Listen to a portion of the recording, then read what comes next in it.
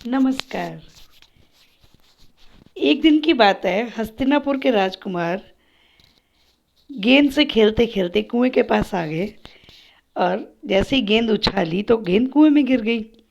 उस गेंद को निकालने के प्रयास में युधिष्ठिर की अंगूठी भी उसी कुएं में जाकर पड़ गई। सभी राजकुमार उस कुएं से गेंद को निकालने का प्रयास करने लगे। कोई कोई छुपाए लगाता, कोई कुछ उपाय लगाता, लेकिन वो गेंद को नहीं निकाल पाए। तो राजकुमार जब ये प्रयास कर रहे थे तो दूर खड़ा एक ब्राह्मण उनको देखकर मुस्कुरा रहा था। राजकुमारों को इन बात का पता नहीं चला। जब ब्राह्मण देव को लगा कि ये राजकुमार तो मुझे देख नहीं रहे हैं, तो वो खुद ही राजकुमारों के पास आए और बोले, यदि मैं तुम्हारी गेंद कुएं से निकाल दूं तो तुम इसके बदले मुझे क्या दोगे? युधिष्ठिर ने हंसते हुए ब्राह्मण से कहा, हे ब्राह्मण, यदि आप गेंद को कुएं से निकाल देंगे तो कृपाचार्य के घर आपकी एक बढ़िया सी दावत करेंगे। तब द्रोणाचार्य ने वहीं पास खड़ी हुई एक सीख उठाई और उसे पानी में फेंका।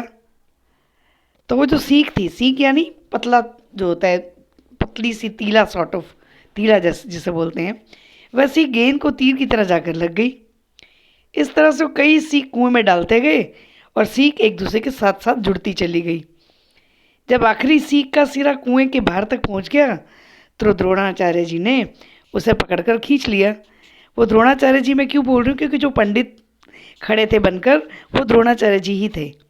तो द्रोणाचार्य ने उसे पकड़कर खींच लिया और गेंद बाहर निकल आई।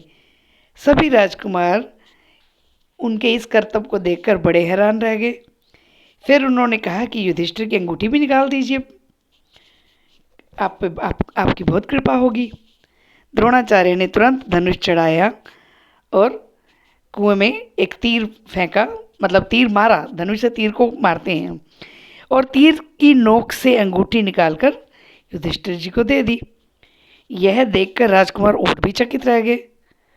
उन्होंने उनके आगे आदर सहित सिर झुकाया और हाथ जोड़कर पूछा कि महाराज आप कौन हैं?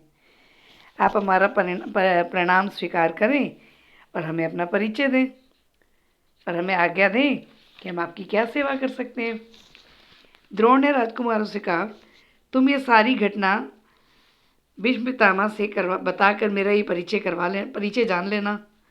भीष्म पितामह समझ जाएंगे कि मैं कौन हूँ।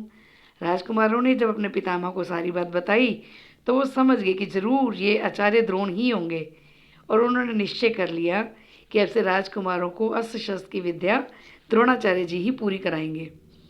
उन्होंने बड़े सम्मान से आचार्य द्रोण जी का स्वागत किया और राजकुमारों को गुरु द्रोण से ही धनुर्विद्या सीखने का आदेश दे दिया।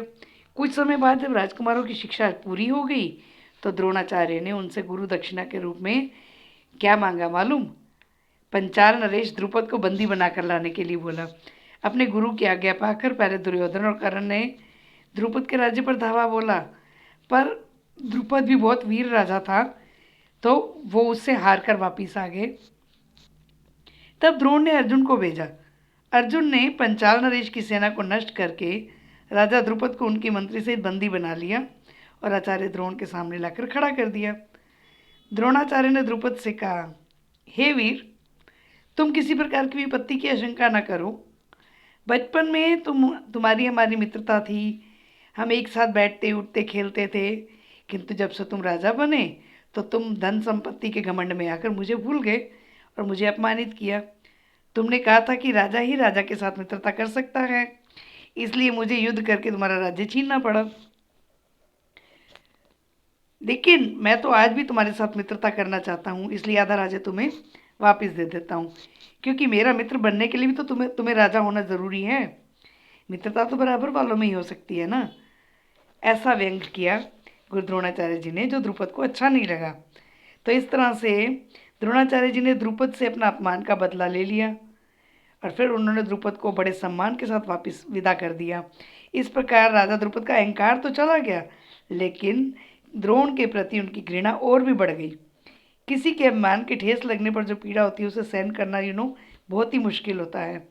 द्रुपद ने द्रोण से बदला लेने का निश्चय किया और उसने बहुत ही कठोर तप किया और उसने इच्छा की कि उसे एक ऐसा वीर पुत्र हो जो द्रोण को मार सके, साथ ही एक ऐसी पुत्री हो जिसका विवाह अर्जुन के साथ किया जा सके। और आखिर में जो द्रुपद है उसकी इच्छा पूरी भी हुई। उसके धृष्टद्युम्न नामक एक बेटा और द्रौपदी नाम की एक कन्या उत्पन्न हुई। आगे चलकर कुरुक्षेत्र के युद्ध भूमि में द्रोणाचार्य जी इसी धृष्टद्युम्न के हाथों मारे गए।